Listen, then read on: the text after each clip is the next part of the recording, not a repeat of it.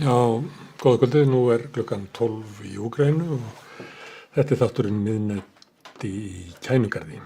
Þetta klukkan sem nú bara 10 í okkur.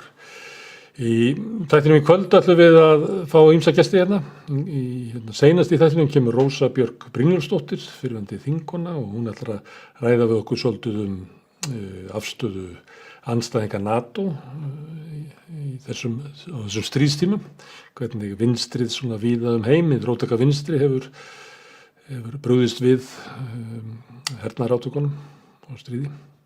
Síðan ætlum við að ræða við Atla Þór Fandal sem framkvæmdastjóri Transparency International á Íslandi. Við ætlum að ræða við hann spillingu í Rússlandi og Úkraínu. Þetta eru tvö af allra spilltustu löndum í heimi, þannig við ætlum aðeins að skoða það. Og síðan fyrst í þættinum kemur Hilmar Þór Hilmarsson, prófessor á Akureyri sem komið hingað áður, og við ætlum að fara svolítið yfir svona efnahagslega stöðu í Úkraínu, styrk þess eða veikleika hagkerfisins, hvernig þetta hagkerfi stóð áður en að stríði hófst. Það mun örugglega versna mjög í stríðinu. En kannski fyrst að ég spurði félaginn minn Trausta, Friðþjófur, hvað að frétta? Nú eru 12 dagar frá innrásinni, hver staðan?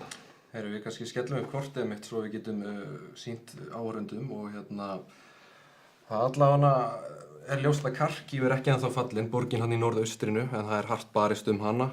Mariupol, það borg þarna suðaustarlega sem umkringd eins og staðan núna, og ef að Rússar ná henni þá komin landtenging frá Krímska og alla leið að austurhjörðunum sem eru haldi aðskilnaðar sinna. Og í dag þá lýstu Rússar yfir að þeir væru tilbúnir að rýma allar borgir, helstu borgir í Úkraínu, og þar að leiðandi lýsa yfir vopnahlé, en svo fara misjafnar sögur af því hvernig hefur gengið. Úkraínumenn saka Rússa að hafa brotið vopnahléð. Rauði krossinn segir að sjálfboðaliðum og borgurum hafi ekki tekist að komast úr borginu vegna þess að átökin hófust bara nánast leið og vopnahlé var lýst yfir. Það bara hefur ekki tekist að halda þessu.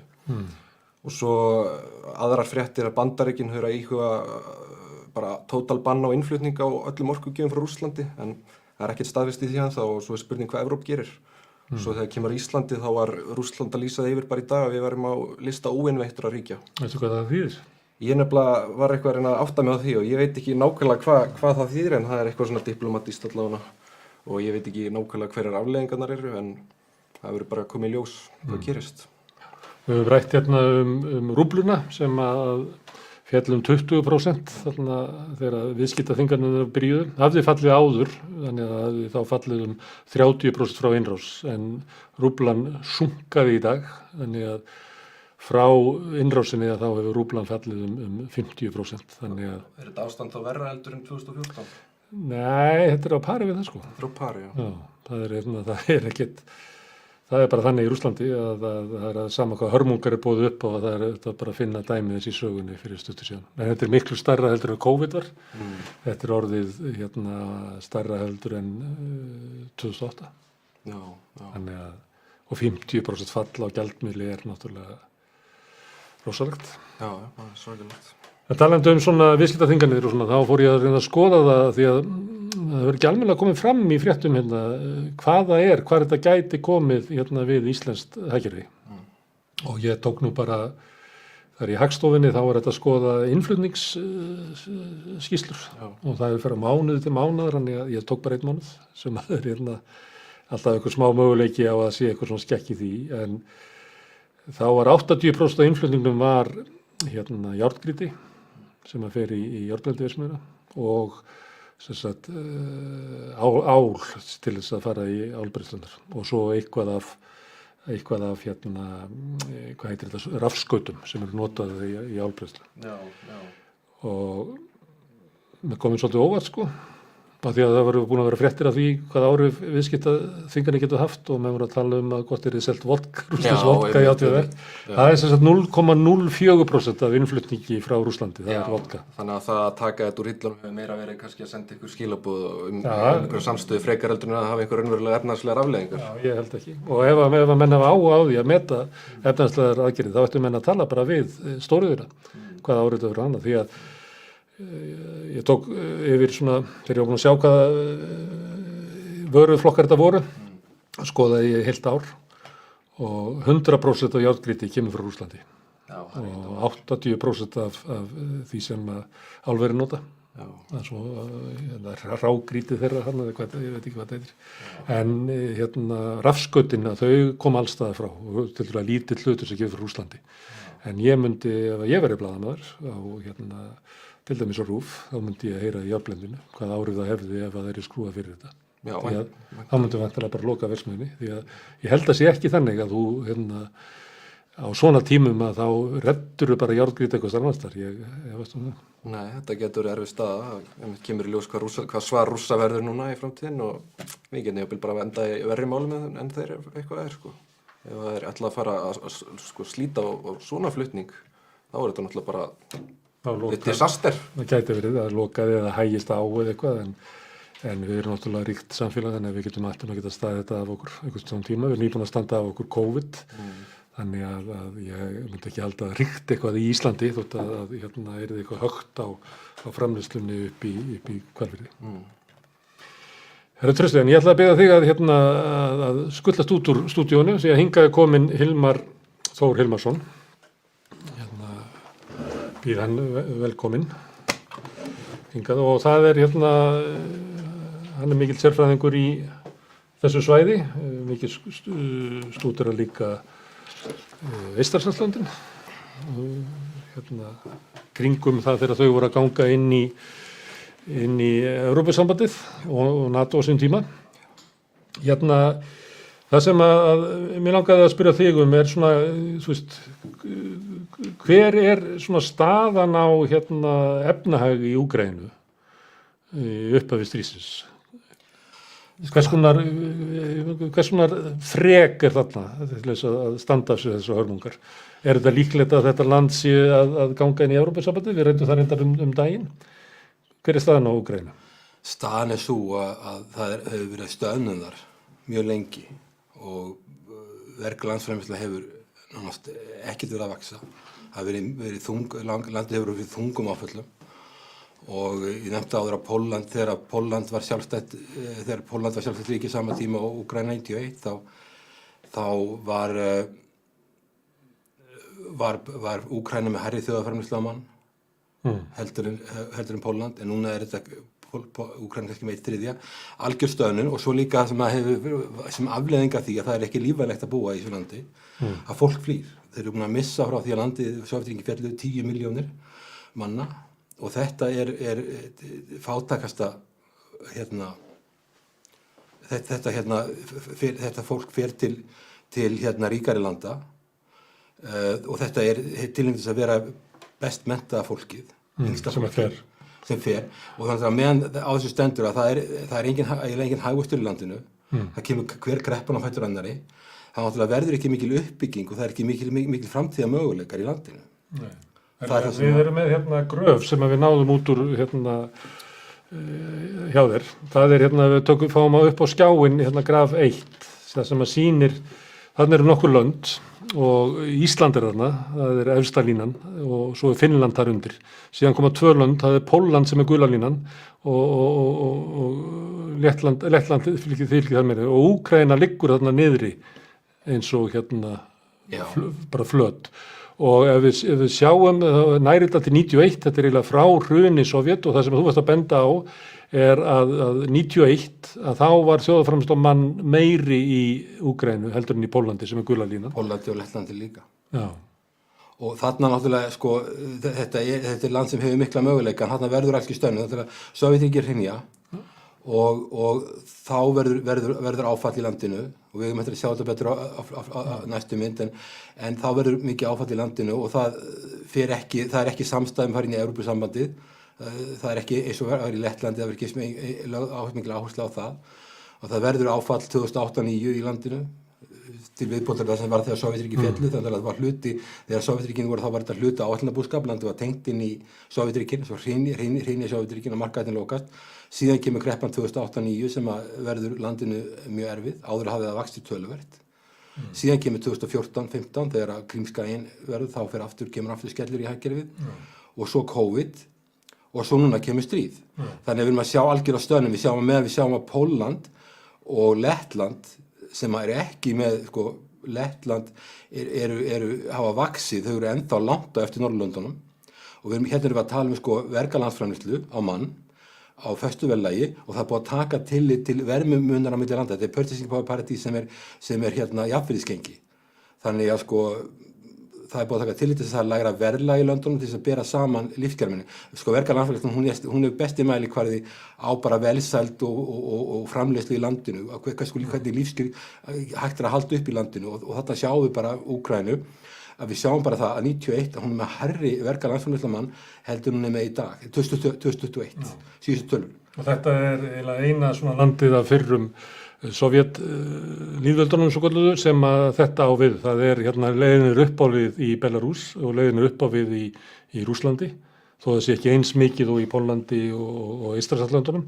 En það er sérstakt hvað Úkraína liggur alveg flött. Hún er alveg sérstaklega slæm, því hún var fyrir áfallinu út 2014 þegar Krímskaja var tekin. Já, það er nefnilega, ég held ég sjáist á grafi nr. 2. Kemur mjög áberandi. Já, það sem að sést. Já, þarna sérðu, sko, kreppuna 2008, sko, áður hefði náttúrulega verið kreppa þegar Sovétríkin hrundu. Það er ekki á þessari mynd hérna. En við sjáum 2008-2009, þá hafði áður verið mikill hagvöxtur, fjármagna flæðin í landið, eins og reynda Eystrasaltsríkin líka, baltísku löndin, að flætið inn í landið. Þetta var ekki hagvöxtur sem var sjálfbær. Síðan verður Úkraína fyrir þungu áfalli 2009. Þú sér að Pólland var eina landið í Evrópu sem ekki var með eitt einasta ára neikvæðan hagvöxt. Það var eina landið sem fékk aldrei neikvæðan hagvöxt. Það er ósanngjarnt samanburður svolítið að velja Póllandana en allt í lagi. Sko, ástæðan fyrir ég vel Pólland er svo að Pólland hefur ekkit meiri möguleika heldur en Úkraína. Sem sko, Úkraína hefur að mörguleiti, hún hefur meira auðlindir og hún er betri í landbúnaði, hún hefur meira auðlindir og er að mörguleiti betur sett heldur en Pólland.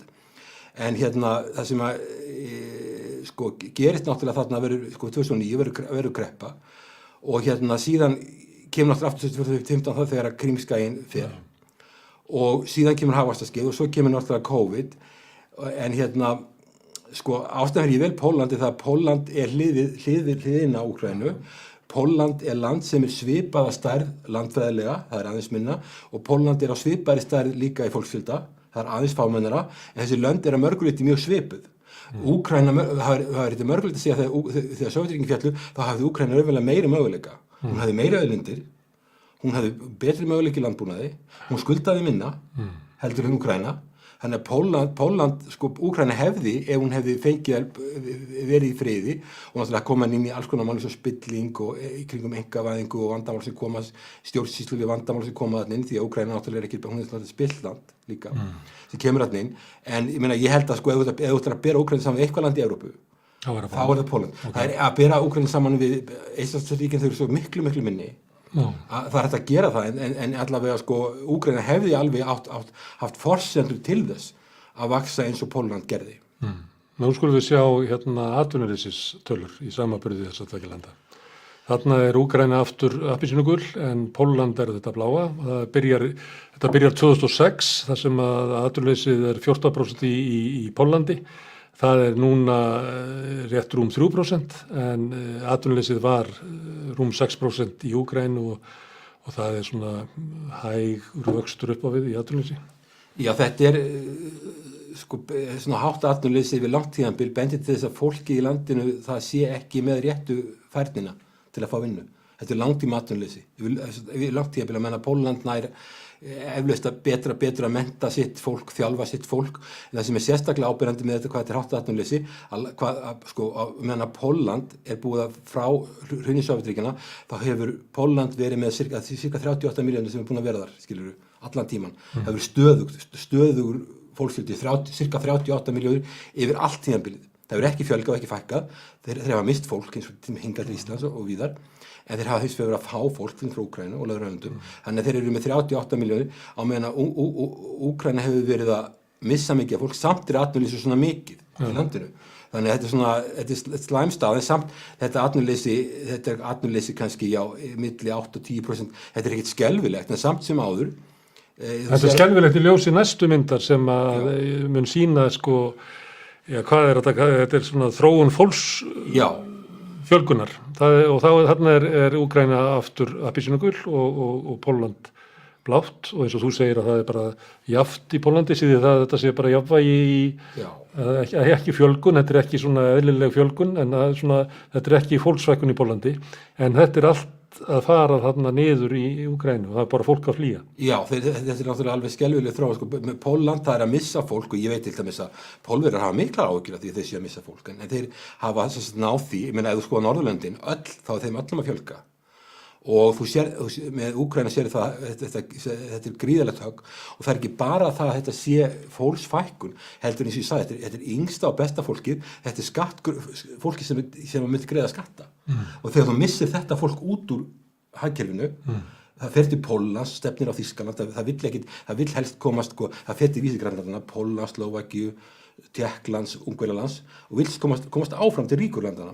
Það sem það vill og þess vegna flýr það og þetta náttúrulega þýðir það að ef við tökum eins og baltnesku löndin, þau hafa líka lent í þessu, að þau get ekki tekið velferðarkerfið eða bætt sig. Það mjög mikið ójöfnur í þessu löndum eins og Úkraínu og líka baltnesku löndunum, en þau eiga erfitt með að bæta sig í velferðarmálum vegna þess að þau eru búin að missa út skattgrunni, það er fólki sem yngsta og besta fólki sem hefði borgað hæstu skattana farið og það sem svo alvarlegt með Úkraínu uppbyggingu og langtíma hagvöxt ef þú missir besta fólki út landinu og þetta náttúrulega gamalt innríki reynda líka sterkt í landbúnaði og Evrópusambandið hefur tekið það ákvörðuna og tók það ákvörðuna að Úkraínumenn þurfi, það langt síðan hafa gert það og Úkraínumenn þurfi ekki Schengen áritun, þeir geta farin að Schengensvæði eða fengið áritun að Schengensvæði auðveldlega, þeir geta komist auðveldlega inn á svæði, vinna oft ólöglega og það vitað, Pólverjar og Þjóðverjar vita alveg þetta bara gera ekki því, eða gera lítið því. Þess vegna þetta fólk að fara og þetta það sem alvarlegast við upp á langtíma hagvöxt að gera og líka upp á uppbyggingu landsins að gera upp á þess að ríkissjóður hafi tekjur til þess að fjármagna sem það að gera innviði og annað. Þannig að fólksflótti núna út af stríðinu getur orðið mikið áfall fyrir Úkraínu. Hann verður mjög mikið högg, hann eru fjölskyldur að flýja og hæpið, maður veit ekki hvað mikið þessi fólki snýr tilbaka, en við sjáum að við vorum að skoða þessa mynd, trendin bara niður á við, þetta bara vísitala sem sýnir bara niður á við og það ákveðin hætta og þetta haldi áfram. Núna verður Úkraína fyrir enn öðru höggi. Við sáum það að Úkraína 2021 með lægri verga landsframleiðsla mann heldur en það var 1991 þegar Sovétríkin féllu og svo verður aftur högg núna. Þannig að þetta ekkert vola glæsileg staða, en ef landi fær frið þá hefur það mikla möguleika á vaxta. Það þarf að fá frið sem fyrst til þess að fólksflóttin verði ekki varanlegur, til þess að eyðileggingin á framleiðslutækjum og innviðum verði ekki of mikill, þannig að Úkraína þarf eiginlega að fá frið sem allra fyrst. Þess vegna lagði ég til í grein sem ég skrifaði 2020 að Úkraína yrði sjálfstætt land hlutlaust á milli Rússlands og Evrópusambandsins vegna þess að maður sá alveg að Rússar líta á þetta sem öryggisógn við sig, hvort sem það er rétt eða rangt og þeir eru tilbúnir að grípa til harðra aðgerða og hafa gert og nú er bara tjónið orðið og náttúrulega landi komst ekki inn í NATO, það fekk ekki þetta svo kvart Article 5 garantí, síðan ráðist á það og núna það of seint, nú er verið að tala um að fara inn í ESB en landi náttúrulega stendur mjög illa, en það má ekki gleyma því að ef Úkraína fær frið þá getur hún vaxið hratt, en það alvarlegasta í þessu er þessi fólksflótti sem núna sem er ekki verið að tala um eitthvað 1,5 milljón sem hafa flúið yfir til Póllands og þetta fólk þegar það er komið með möguleika ég þekki það sjálfur fólk sem hefur farið yfir til Póllands og vill komast lengra, að það er ekkert voðalega spennt fyrir því að fara tilbaka. Það er komið meini möguleikar og tala nú ekki þegar fjölskyldur hafa fest rætur og svo framvegis pólska og úkraínska eru svipuð tungumál,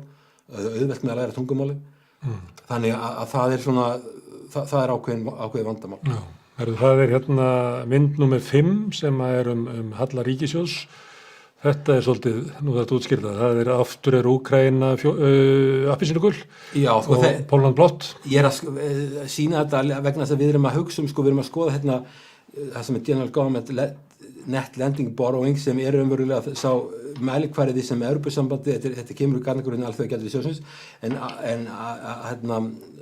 Evrópusambandi notar mælikvarði til að mæla halla á ríkissjóði og hann má samkvæmt þeim ekki vera meira en 3%.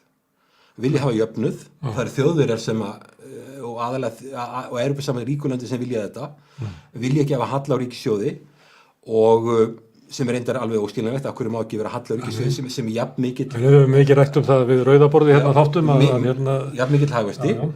Það er skrítið og líka það að það sko raunverulega verið að setja ríkisfjármálin í þær skorður að það er ekkert pólitískt svigrúm til að taka lýðræðislega ákvörðun hérna ríkisfjármál. En allavega ef við skoðum eins og til þess að byggja upp innviði og byggja upp svona grunn velferðarkerfi sem að Úkraínumenn þurfa nauðsynlega á að halda.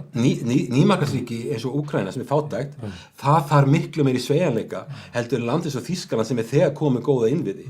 Þannig að þessi 3% formúla, hún passar ekkert endilega við löndin í Austur-Evrópu og Mið-Evrópu. Þetta er spennitrega fyrir þau, fyrir lönd sem eru rík og eru komið inn við hennar, þá er þetta náttúrulega ekki eins mikið vandamál. En samt sem áður, við sjáum að þarna verður 2008, 9, 10, þá verður þarna mikill halli hjá báðum löndunum og hann verður reynda meiri á Póllandi, en þetta er alveg fullkomlega, þetta var svona meira á Íslandi, sem hlutfall verkefni landsframleiðslu bara út af kreppunni 2008, 9, þetta er fullkomlega eðlilegt. Og svo í framhaldinu og svo hefur hún komin 2015, 16, 2018 alveg í lagi innan við þetta sem að... En voru þeir þá að reyna að halda sig innan markara til þess að geta að fara í Evrópusambandið? Þeir eru með aðhald í ríkisfjármálum og Eystrasaltsríkin eru með líka eftir þetta, þau eru með mikið aðhald í ríkisfjármálum. Þó séu fátæk, þau eru ekki með neitt velferðarkerfi. Það er eiginlega ekkert velferðarkerfi til, þetta er bara Chicago Economics. Þú ert bara á þínum eigin vegum, það er ekkert velferðarkerfi og þarna er það líka, það er reynt mjög mikið að hafa aðhald í ríkisfjármálunum og þeim er að takast að spurning hvort það sé skynsamlegt, sko, hvort það sé skynsamlegt að vera að þrengja belti þegar þau vantar innvið og vantar fjárfestingu og vantar líka möguleika fyrir ungt fólk og vantar svona human capital að gera þetta, en allavega þetta sýnir töluvert aðhald, svo missa bæði löndi stjórn á þessu í COVID, en það er bara eitthvað sem er bara vandamál á öllu Evrópusambandinu og öllu Evrusvæðinu að þarna verður það sem gerist 2020 er einfallega það að forgangsröðunum breytist. Efnahagsmálin verður nummer 2, heilsufar fólks verður nummer 1 og þá hætta menn að hugsa ríkisfjármálin og tilbúnir að vera með mikinn halla á ríkissjóði og þetta, ef við skoðar Evrusvæðið og Evrópusambandið þá er þetta og hjá Íslandi svona líka. Þannig að ef við skoðum þetta í heild, sko, að ríkissjóð þá hefur Úkraína verið með töluvert mikið aðhald og erum við ekkert að gagnrýna það. Og hún greinlega getur gert það. Það frekar að gagnrýna að það sé veik velferðarkerfið þar og ekki mikil samfélagsuppbygging sem að sást á sko vextinum á landsframleiðslunni, að það liggur alveg flatt vegna þess að þarna er ekki svona ekkert nation building í gangi, engin svona samfélagsuppbygging. Nei, það er ekki nation building í gangi og það er ekki verið að fjárfesta mikið og hérna svo er líka annað að þegar, sko, það er náttúrulega vont fyrir land að hafa stríð, en það er líka vont fyrir land að hafa stöðu og óvissu, alla hennar tíma óvissa, sem því að þú færið ekki erlenda fjárfestingu og þú færið ekki þá tæknibreytingar sem komi gegnum erlenda fjárfestingu og þetta land hefur búið við það svo lengi og þetta er gamalt innríki, þeir hefðu sitt eigið svona space program, þeir voru að senda, þeir voru þátt okkur í genfyrarprogrammi Sovétríkjanna, þeir voru með kjarnorkusprengjur. Þetta er ekki bara eitthvað landbúnaði hér, þetta er land sem er hátækni og er svona gamalt og rótgróðið ríki sem hefur líka mikla möguleika á því síðan, auðvitað skiptir menntun þar miklu máli, en ef það er ekki erlend fjárfesting, vegna pólitískrar áhættu, þú fjárfestir ekki í svona landi, ef það er stöðugur núningur og síðan 2014 er búin að vera stöðugur núningur út af hvað verði með Krímskagan, hvað verði með Donbass, erlendi fjárfestar fara ekki allir í mjög litlum mæli, þannig að og þá náttúrulega verði ekki tæknibreyting. Svo eru ólígarkar þarna líka sem að sko draga til sín arðinn af auðlundum og atvinnutækifærum og rennur ekki til svona samfélagslegar uppbyggingar. Já, og ef við ber saman Pólland aftur þá er náttúrulega spilling það líka, en það er miklu minna. Ef þú tekur 3 ríkustu menn í Úkraínu þá eiga þeir miklu að herra hlutfall verkefni landsframleiðslu heldur en í Póllandi. Þannig að Pólland náði, þeir gerðu sín mistök líka, þeir náðu einkavæðingi þannig að það er heilbrigðari og svo náðu auðvitað ekki neita því að Pólland var með sameinað að fara inn í Evrópusambandið og þeir græddu svolítið á því að komast og þeir fengu vissa aðstoð við það að ná tökum á spillingunni þó að þeir hafi ekki tekið allt sem Evrópusambandið vildi, þeir tóku ekki evruna. Þeir eru með miklu sveigjanlegri stefnu í peningamálum heldur en þessu baltnesku löndin. Þess vegna við sjáum að Pólland var aldrei með neikvæðan hagvöxt. Eystrasaltsríki verður fyrir gríðarlega út af hörðum reglum evrunar sem keyrði þau niður. Já, þau voru með fastgengistefnu sem var krafa fyrir upptöku evrunar til að bjarga sænskum bönkum aðalega. Bankarnir í þeim löndum eru erlendi bankar að bjarga þeim að halda genginu föstu og á meðan ekki láti gengi lækka, þá var það að grípa til ábáslega harðra aðgerða í ríkisfjármálum sem í þessum löndum sem að gerði málið ennþá verra. Og þar var líka þessi gríðarlegi fólk flúði, það er ekkert ólíkt Úkraínu með það, hvað fólk flúði þeir mistu. Ég meina, þegar Eystrasaltsríkin urðu sjálfstæð, þá voru eitthvað 8 milljónir þar, eins og í Svíþjóð. Nú voru 6 eftir, en rúmlega 10 í Svíþjóð. Þannig að þú sér bara þau ætti að vera 10 milljónir ef þau hefðu vaxið eins og Svíþjóð og Svíþjóðun er ekki þekkt fyrir mikla fólksfjölgun. En það eru 6 og það sem er verra að þetta er eins og í Úkraínu yngra fólki, bestmenntaða fólki sem er farið og þetta mun lenda á landinu. Það er að segja mjög hörð stefna í peningamálum og svo ríkisfjármálum og hversu þetta gera landið þetta. Þau gera þetta til þess að fá vernd Evrópusambandsins, þau taka Evrópusambandið, þau taka evruna, þau taka NATO. Allt sem heitir tenging í Vesturlönd taka þau. En þau greiða það líka mjög háu verði. Já. Herðu, það var eitt grafi viðbót sem var eftir sem var opinberar skuldir í Pólland og Úkraínu. Ég veit ekki hvort að hvað sögu þetta segir okkur? Þetta segir okkur ósköp einfaldlega það að löndin 2006 þá skuldar Úkraína mjög lítið. Já. Og hún skuldar mjög lítið, það saman baltnesku löndin, þau skuldar mjög lítið. Ef við tökum Eystrasaltsríkin í dag, þá þau eru eina fáum löndum innan Evrusvæðinu sem eru innan 60%. Þau hafa verið mikið aðhald í ríkisfjármálum og þau skulda 40% Lettlandi og Litáin og 20% kannski frá Íslandi. Þau eru með mikið aðhald í Þýskalandi komið við 70%. Þannig að meira það ég tala nú ekki Ítalíu 140%, Spán 120% af vergri landsframleiðslu sem eru opinberar skuldir og svo framvegis. Þannig að við sjáum að stóru hagkerfin í Evrópusambandinu og Evrusvæðinu eru í miklu vanda eftir COVID. En þarna eru lönd... Þau leyfa sér að skulda svona vikið, þó svo að þau eigi grunninnviðin að hafi átt á upphafi. En þessi lönd sem eru í austrinu, að þau er ekki grunninnviðina, en þau gæta sín að vilja, halda sig innan við að skulda ekki of mikil og þrengja þar með að vaxtamöguleikum sínum. Þau gera það og þú sér þessar hreyfingar þarna, sér eins og 2013, 2016, skuldir eru aukast, það er ekki að því að sé verið að taka lán. Það er að því að verga landfræðslan er að falla. Ef þú sér þetta og þú sper saman mynd 2 og þessa mynd þarna, þá sérðu að það sem að gerist að skuldirnar hækka 2013-2016 af því að verga landfræðslan er að falla og svo minnkar hún 2016-2019 vegna þess að það er hagvöxtur. Og svo eykst hún aftur. Þeir eru ekki að taka lán. Enda Úkraína getur ekki tekið neinn lánar á þeim nema hjá Alþjóðabankanum og Alþjóðagjaldeyrissjóðnum. Hún hefur ekki mikla möguleika eins og Ísland getur gert eða Þýskaland eða ríkari lönd getur farið inn á einkamark fjármálamarkaði og tekið lán. Úkraína treystir á Alþjóðabankanum og Alþjóðagjaldeyrissjóðnum og þannig lánið sem hún er að taka. Þannig að en þessi staða þarna, það sem er út af þessi aðdánavert að landið er að fara þarna 2020 þá er það bara á 60% markinu, bæði löndin og Pólland hefur bara verið stöðugt, Úkraína er að sveiflast út af sveiflunum aðallega verklega landsframleiðslu, en að þessu leyti varðandi ríkisfjármálin og varðandi skuldastöðuna þá stenst Úkraína kröfurnar, en varðandi stofnanir, varðandi spillingu og lýðræði, þá er Úkraína í miklu vanda og það sem hún er líka í gríðarmiklu vanda er þessi að það eru umdeild landamæri. Evrópusambandið tekur ekki inn lönd sem eigi landamæri. Og enn síðan NATO. Og hvað þá NATO? Herðu, Hilmar, ég þakka kærlega fyrir að koma hérna og gefa okkur yfirlit yfir efnahaginn í Úkraínu. Þakka þér. Þakka náttúrulega. Við talandi spillingu þá ætlum við að skipta hérna yfir á Atla Þór Fanndal sem er framkvæmdastjóri Transparency International á Íslandi. Hann er hérna einhvers staðar. Blessaður, Atli Þór.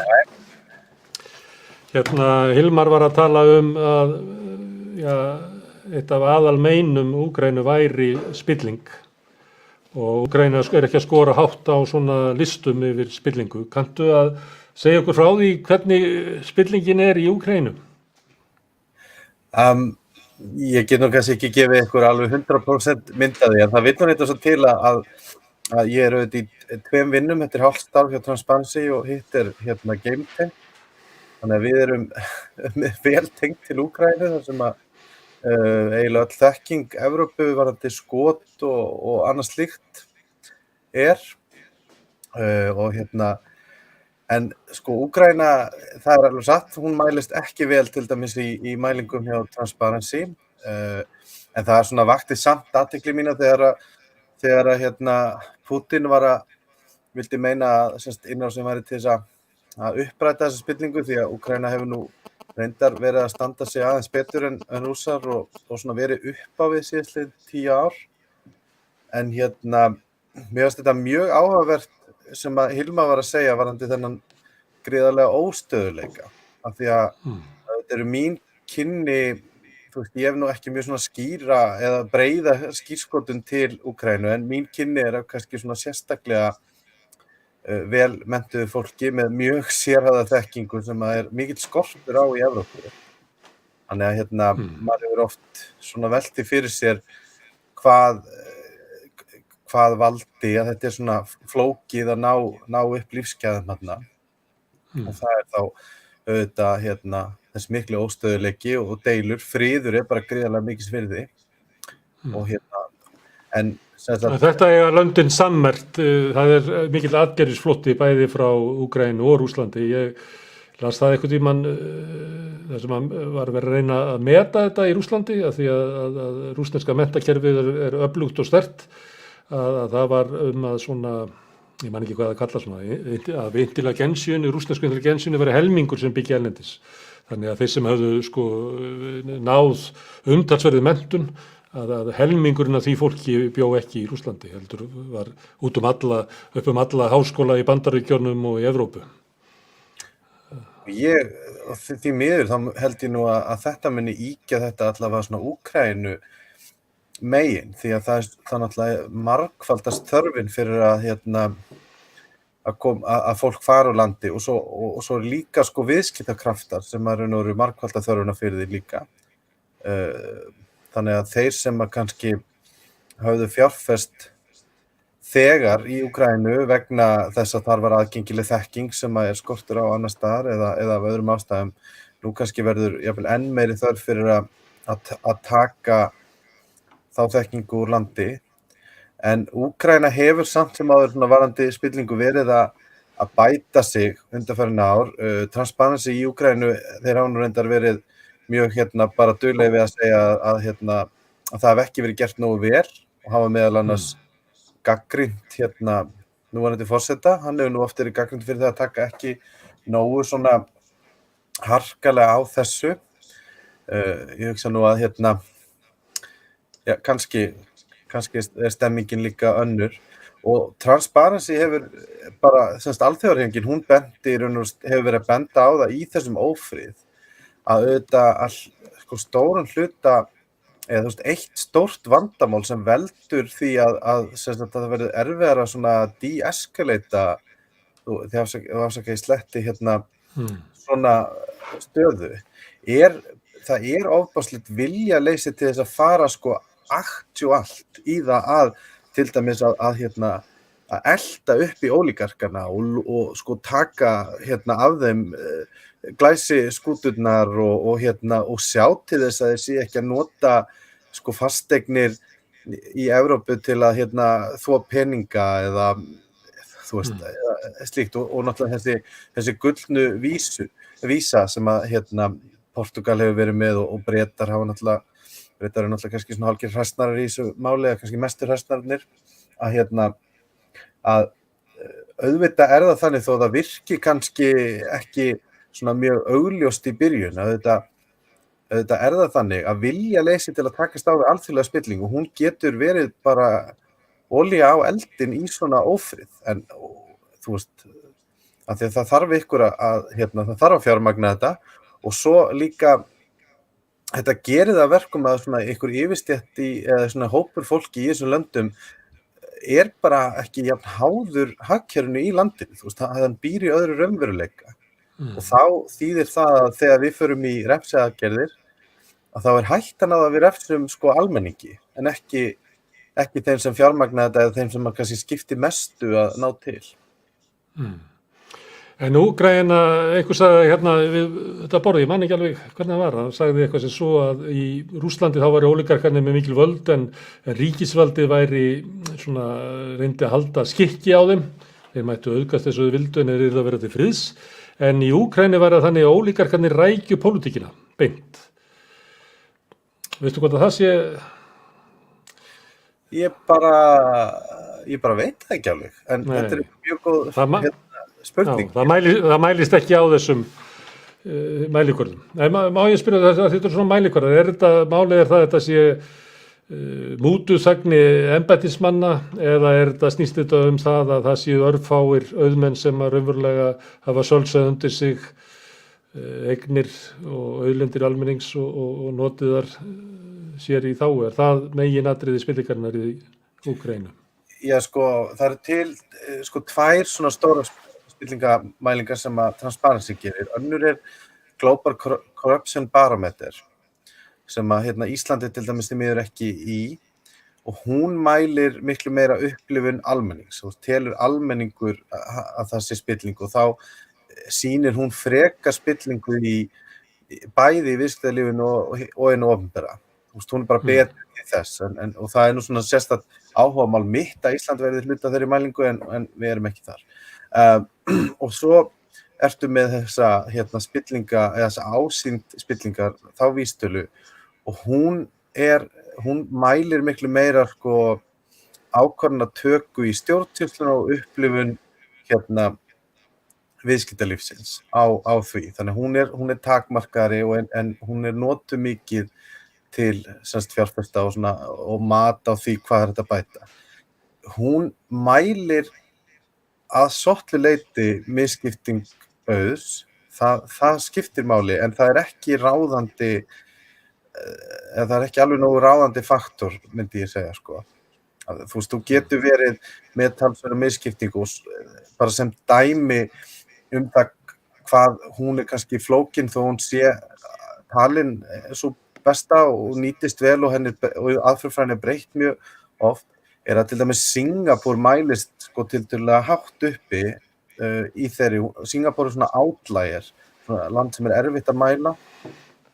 Ég persónulega til dæmis ekkert alveg sannfærður það að Singapúr, jafnvel þó það sem mikið traustar og ákvarðanir virðist svona standardskoðun vegna þess að Singapúr ekki beinlínis lýðræðisríki og ég myndi líta á sko það hluti af því að vera í svona tiltölulega óspilltu landi að geta vera frjáls hugsana sinna og skoðana.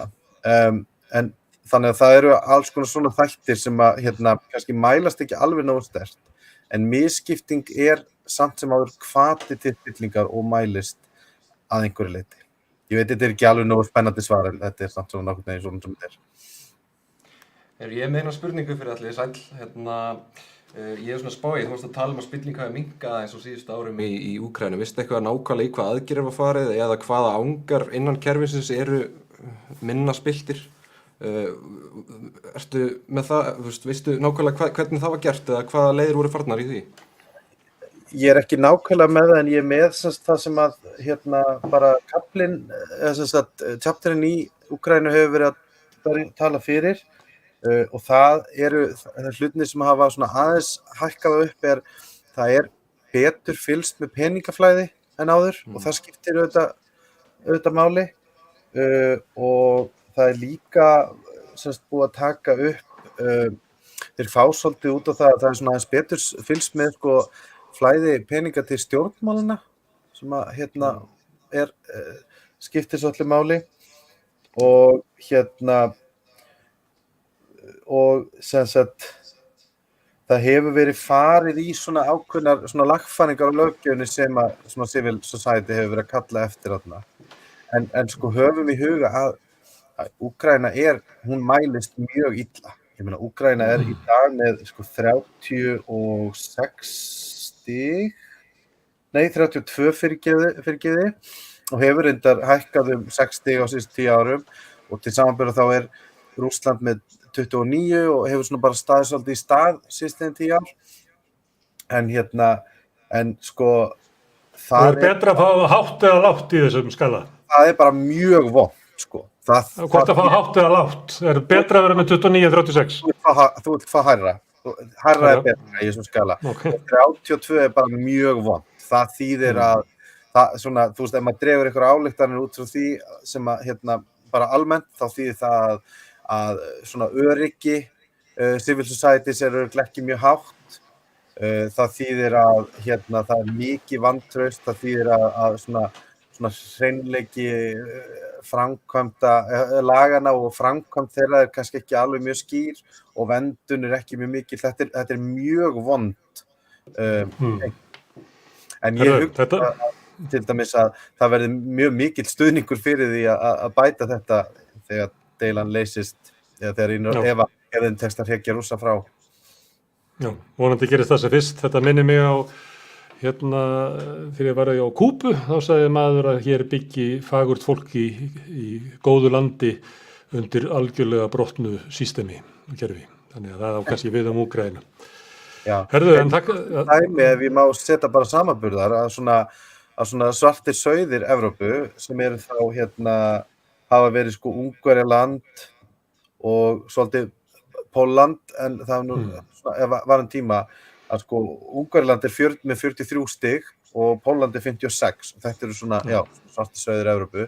Þannig að Úkraína og Rússland mjög slæm, en Rússland þó verra og ég ætla að segja líka að þegar þú komin svona lágt í skalanum, þá aðeins meira vægi í hverju stigi. Þú veist, það hefur aðeins meira að segja þegar þú komin svona ofboðslega lágt. Já. Herðu, kæra þakkir Atli Þór Fanndal fyrir að gefa yfirlit yfir spillinguna í Úkraínu. Hingað síðan komin Rósa Björk Brynjólfsdóttir sem var kynnt af umræðustjóra ríkisins Agli Helgasyni sem einn fárra íslenskra stjórnmálamanna sem hefur áhuga á alþjóðastjórnmálum. Vertu velkomin, Rósa. Hvað Heyrðu í mér? Já, mjög vel. Heyrðu þú í mér? Mjög vel. Já. Herðu, hvernig líst þér á stöðuna? Í hvaða ástand erum við að sigla? Þetta náttúrulega bara eins og svo margir hafa verið að lýsa algjörlega hræðilegt. Hryllilegt í raun og veru. Og staðan ekkert beisinn fyrir Úkraínu eða íbúa Úkraínu. Þó svo að einhvers konar friðarviðræður eða við skulum segja samninganefndir Rússa og Úkraínumanna hafa verið að hittast. Þá hefur það nú ekki beint verið svona góð merki sem að þaðan hafa komið að þeim fundum því miður. Nei. Og þó svo en jákvætt að þið hittist. Fyrirgefðu. En jákvætt að þið hittist, það Jú, það mjög jákvætt að þið hittist. Ég reyndar fekk smá hroll að sjá það að einn aðalmaðurinn í rússnesku sendinefndinni þingmaður á Evrópuráðsþinginu sem var hann var sem sagt borinn fram af Rússum sem varaforseti Evrópuráðsþingsins þegar ég var þar og kosið gegn honum sem mjög sjaldgæft í Evrópuráðsþinginu vegna kynferðislegra áreitnismála sem uppkomu og eru meðal stærstu og mestu sem upp hafa komið í rússneskri pólitík. En hann þarna einn af þessum aðalmönnum í samninganefndinni, það var ekki mjög huggulegt að sjá hann þarna í fremstaniflokki. Nei, það ekki. En það náttúrulega eins og bara nýjastu fréttir dagsins. Ég held að við séum öll að fylgjast náttúrulega þétt með þessum fréttum sem berast og það var náttúrulega verið að semja í raun og veru útgönguleiðir fyrir almenning út frá Kænugarði. Úkraínumenn saka Rússa það að hafa vilja bjóða einhvers konar leiðir til bæði Hvíta-Rússlands og til Rússlands sjálfs sem að Úkraínumenn þóttu náttúrulega bara hlægilegt boð frá þeim. En þetta það er ofboðslega margt búið að gerast núna síðustu 12 dögum, bæði í evrópskri pólitík og svo líka bara þessir atburðir sem að raun og veru kannski engin átti von á eða þorða vonast til að myndi raungerast. Þannig við höfum náttúrulega verið að horfa upp á bara hryllilega hluti gerast núna sem við áttum kannski ekki von að myndi gerast 2022. Já, mér langaði mitt að ræða við svona auknar kröfur hernaðaruppbyggingu. Það svona, já, bæði í Danmörku, þeir eru að samþykkja mjög aukna svona hernaðaruppbyggingu. Þjóðverjar eru að auka heraflasinn. Komin umræða á fullt í Finnlandi og Svíþjóð að ganga í NATO. Hvernig, þetta svolítið svona, þetta umtalsverð umpólun sem að gerist mjög snöggt að eiginlega svona megin straumurinn í Vesturlöndum fer allur á þennan vagn, að eina svarið sé að gera eitthvað og það sem að þetta eitthvað er að auka mjög hernaðaruppbyggingu í álfunni. Já, sko, fyrsta leið þá náttúrulega varðandi Svíþjóð og Finnland og afstöðuna til inngöngu inn í NATO og þá þetta skoðanakannanir sem að hafa verið að sýna þetta og það kannski ekkert að undra þegar svona alvarleg staða er komin upp í nágrannaríkjum bæði með Eystrasaltsríkjunum og svo í Rússlandi sem að finna náttúrulega hafa búið við aldaraðir að hafa þennan nágranna við hlið sér, sko. En sko viðsnúningur Þýskalands finnst mér eiginlega merkastur í því sem varst að telja upp í raun og veru. Það það að frá lokum seinni heimsstyrjaldar hefur Þýskaland náttúrulega ekki sent nein hergögnin í önnur ríki.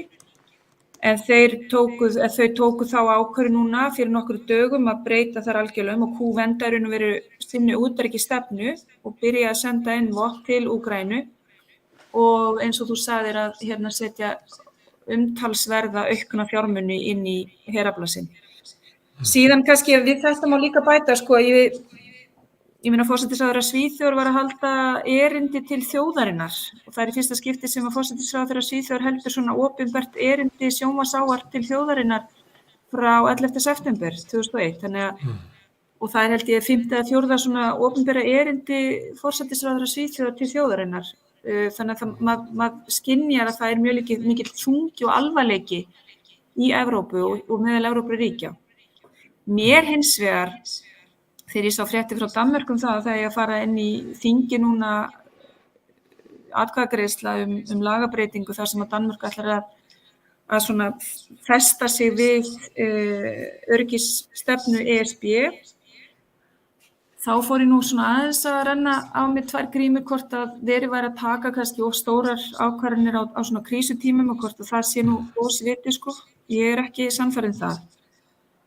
Ég skil hins vegar að Danmörk og stjórnvöld sé að ræða þetta af einhverjum svona þunga og einhverjum alvarleika hvernig þeir að bera sig að og þá kannski sérstaklega vegna þess að það ekki langt síðan og nokkrir dagar síðan að rússneskar herþotur sá fljúga yfir Svíþjóð. Og náttúrulega með Eystrasaltsríkin þetta við hliðina á sér sem eru nötrandi yfir stöðunni. Hvernig skynjaru andrúmsloftið innanlands eins og til dæmis á Alþingi? Ertu eitthvað að taka eftir í til dæmis að VG-liðar sé eitthvað að breytast í sinni afstöðu gagnvart NATO eða kannski bara stuttur tími liðinn þannig að sé hægt að gera sig grein fyrir því? Já, sko ég var nú inn á þingi síðustu viku og tók þar þátt í sérstakri umræðu Úkraínu og utanríkisráðherra var líka að flytja skýrslu náttúrulega stöðunni í Úkraínu í dag sem mér finnst bara mjög gott að það sé verið að ræða þessa stöðu reglulega í þinginu. Mér verð að segja, sko, mér finnst svona opinber viðbrögð utanríkisráðherra og forsætisráðherra hafa verið nokkuð góð í því að leggja áherslu á þessar friðsamlegu lausnir sem náttúrulega sko, við sjáum engin merki í raun og veru að það sé að nást einhver árangur í því, en þó að alþjóðleg samstaða sé það að kalla eftir friði strax og að innrásinni verði bara hætt nú þegar. Þú spyrðum afstöðu Vinstri grænna, mér sýndist að hún sé svona á þessa línu allavega að tala fyrir friðsamlegum lausnum. Mér fannst nokkuð áhugavert að þingflokksformaður Vinstri grænna mætti á Sprengisand núna í gær og talaði þá og var aðspurður það hvort að innan Vinstri grænna var einhver umræða það hvort að verið væri að svona endur skoða afstöðuna til NATO og þá raun og veru sagði hann að það væri nokkur innan raða Vinstri grænna að hugsa það og ég veit náttúrulega ekki nákvæmlega hvað átt við með því en það greinilega verið að ræða ýmislegt og hugsa ýmislegt á ýmsum stöðum. Ég hins vegar verð að segja að mér finnst ekki tímabært og sem segja á 12. degi innrásarinnar sem kemur Evrópu og heiminum öllum í opna skjöldu að vera að ræða og fara einhverju svona pólitíska leiki innanlands afstöðun til NATO eða hver mest í NATO-sinnin eða hver minnst í NATO-sinnin eða svo framvegis. Mér finnst þetta bara ekki vera, nánast ekki viðeigandi. Það er oft notað í krísuástand notað til þess að knýja á einhvern vilja sem að menn vissu áður, að knýja á að hérna verði kannski uppbygging í Keflavík, að við göngum inn í þetta skrýtna varnarklúbb Bretanna, að það er svona, menn nota svona krísu til þess að ýta á eftir gömlum svona óskum sínum. Já, og mér finnst mér finnst bara óþægilegt að bara horfa upp á það. Það er í raun og veru, það er bara staðreyndin liggur fyrir að við erum aðildarríki inn í Atlantshafsbandalaginu. Það er staðreynd þó að mörg okkar séu mjög andsnúin því. Það er líka ný skýrsla frá lokum mars í fyrra alþjóðamál og afstöðu Íslendinga til alþjóðamála. Hún sýnir, þá eru nokkuð áhugaverðir hlutir sem komu fram í þeirri skýrslu sem var gefin út af Háskóla Íslands. Og þá hún sýndi raun og veru þegar spurt var afstöðu til öryggismála þá vildu flestir þeirra sem voru spurðir vera í meira samstarfi Norðurlöndin og ESB eða 1/3 hluti þeirra sem voru spurðir en 1/5 vildi auki samstarfi NATO eða Bandaríkin. Þannig að hugur greinilega almennings liggur með Evrópu og með Norðurlöndunum. Það er alveg greinilegt. En að því þú talar aukin hernaðarumsvif hér á Keflavíkurflugvelli þá líka það er staðreynd að frá árinu 2015 það hefur verið aukin viðvera erlends herliðs á Keflavíkurflugvelli. Án þess kannski að það hafi farið fram einhver ítarlega eða svona grundig umræða það. Nei, það er bara hægt og bítandi verið aukið. Og þetta er í raun og veru, þegar verið að tala að herinn kom aftur eða hvað sem þetta er svolítið gömul orðræða og þetta er svolítið gamall, við munum ekki fara þangað en á sama tíma þá líka verið að lauma undir radarinn kannski varanlegri viðveru erlends herliðs án þess að það sé svona þetta annarkvort eða. En eitt varðandi vinstrið og sem að grunni til eða inni í vinstrinu er róttæk friðarhreyfing sem hefur verið andsnúin veru Íslands í NATO og vilja herinn burt og víða heim. Og maður tekið eftir því að það reynir á vinstriflokka. Eneslistin þurfti að funda mikið það hvort þau eru alltaf að fljóta með í þessari samþykkt dönsku flokkanna að auka mjög hernaðaruppbyggingu. Vinstriflokkurinn í Svíþjóð styður það að séu flutt vopn til Úkraínu frá Svíþjóð sem er svona soldið maður myndi halda það að vera auðvelt fyrir þá að standa við það að Svíar ættu að vera hlutlausir til þess að geta til dæmis bara verið með málamiðlanir og annað slíkt. Þannig það reynir við á og maður finnur það að þeir sem eru andsnúnir NATO og Íslandi eru svona ekki beint að segja það opinberlega, enda verðum að fyrir bara reynt og bett svona árás sem maður sakar að vera bara pútinisti. Þannig það reynir svolítið á og maður velti fyrir sér. Er kannski friðarleggurinn í vinstrinu, er hann bara orðinn og veikur, þannig að þegar það kemur svona ágjöf, að þá kemur í ljós að hann er bara ansi veikur og menn eiga bara erfiðleikum með að finna rökinum að friðarstefna sé raunverulega bara klók, góð og rétt stefna, ekki uppgjöf eða vesaldómur. Rosalega margt mjög áhugavert í þessari spurningu þínum og mér finnst þetta alveg gríðarlega áhugaverðar vangaveltur og að því að ég til dæmis í ræðu minni þegar að verið var að leggja fyrir flokksráð Vinstri hreyfingarinnar græns framboðs það hvort að fara ætti í þetta ríkisstjórnarsamstarf með Sjálfstæðisflokknum og Framsóknarflokknum og þá nefndi ég það einmitt sérstaklega að þessi 70 ára barátta fyrir vinstri manna gegn veru okkar inn í NATO, hún væri í raun og veru hér með bara lokið. og þetta væri endalega uppgjöf vinstri manna fyrir því. En sko, og það líka ein vinkona mín sem var mikil áhrifakona eða var áhrifakona inn í vinstri-hreyfingunni Grænu framboði, hún spurði mig á þessu svipari spurningu sko, ég meina, er ekki nóg bara að hafa eyðilagt vinstri, þurfum við líka að eyðileggja sko friðarhreyfinguna líka. Ég held að við getum kannski sagt já, að þessi rauði þráður friðarhreyfingarinnar, það hafi ekki borið mikið á honum og eða friðarhreyfingunum vinstri megin við miðju, það hafi ekki borið mikið á þeim undanfarin ár. En það má líka kannski velta líka á móti fyrir sér hvort að Pútín sé með sínum aðgerðum, hvort hann sé ekki endurvekja þessar friðarhreyfingar, hvort sem það inn í Evrópu eða meðal vinstrisins.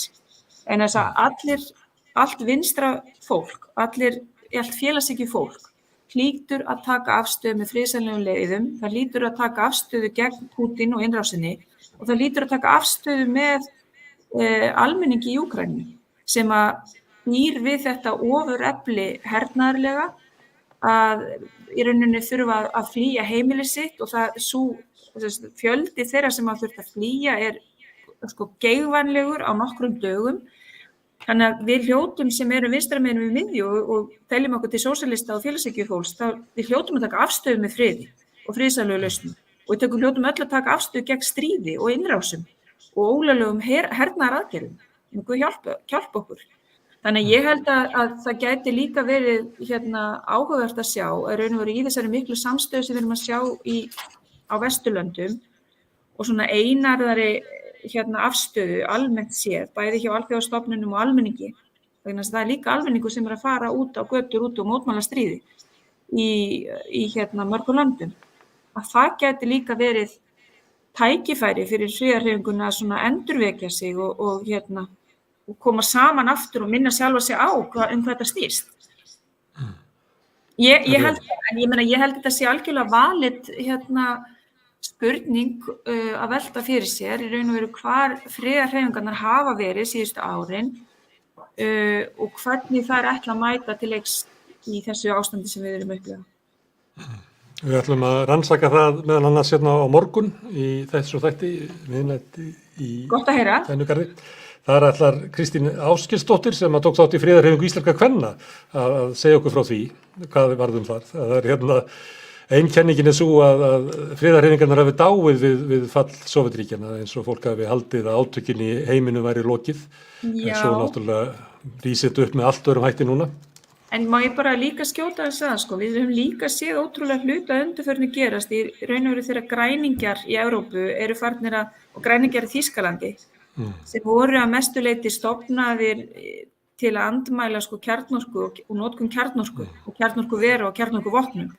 Þegar að sáflokkur er farin að samþykkja kjarnorkuvopn þá verður þarna ákveðin bara viðsnúningur líka í þeirra tilveru. Já, þetta er alveg stórmerkilegt. Þetta er margbreytilegt og stjórnmálahreyfingar og hugmyndir fólks þau taka náttúrulega líka breytingum eftir hvernig samfélögin breytast og hvað aðstæður eru í gangi. Ég held að þetta sé mjög brýn og þörf spurning að velta fyrir okkur, hvar eru friðarhreyfingarnar, hvar andstæðingar við stríð og hernað og hvort að þetta verði ekki til þess að blása aftur lífi í þær hreyfingar og í þær skoðanir. Við ætlum að kalla fólk hingað að borðinu til þess að ræða þetta einmitt á næstu dögum. En Rósa Björki, þakka þér kærlega fyrir og frábært að tala við þig. Ég kjaftaði frá því að Kristín Ásgeirsdóttir ætlaði að koma hérna á morgun. Þá er 8. mars og þá verðum við hugsum við svolítið stríð út frá konum. Magnea Marinósdóttir sem hefur rannsakað örlög kvenna í stríðum kemur hingað og segir okkur frá því sem náttúrulega verður miklar hörmungarsögur. Og svo mun hún Viktoría Baksína koma hérna og segja okkur frá svona hrörnun kvenréttinda í Rússlandi og baráttu femíníska hreyfinga þar sem er undir járnhæl Pútín. Já. Þannig að það er 8. mars á morgun en við verum með fókusin á konur þá og líka við rauðaborðið klukkan 8 þá verðum við með umræður stöðu kvennabaráttunnar í Íslandi. En þessi þáttur búinn, það hérna í lokin höfum við spilað hérna úkraínskt vöggulag sem að heitir Jæ Kótitsson Kólovíkan sem að ég kann ekki alveg að bera fram. En það draumurinn býður við glugga og mörgum þykir þetta fallegt lag, þykir fallegt eftir hörmungar sem við erum ofta að ræða við þetta borð að láta fallega tóna rugga sér. Og ég nú ekki mikið skáld en ég reyndi að þýða þetta lauslega hvað textin Hann einhvern veginn svona: Draumurinn býður við glugga og svefnin úti við hlið og draumurinn spyr svefnin hvar eigum við að hvílast í nótt. Hvílumst það sem kotið hlýtt og það sem snuðið smátt, þangað skulum við fara og vagga barnin í svefn. Þar getum við legið saman og sungið fyrir barnið: Sofðu, sofðu, litli fálkinn minn, sofðu, sofðu, dúfan mín smá. Góða nótt.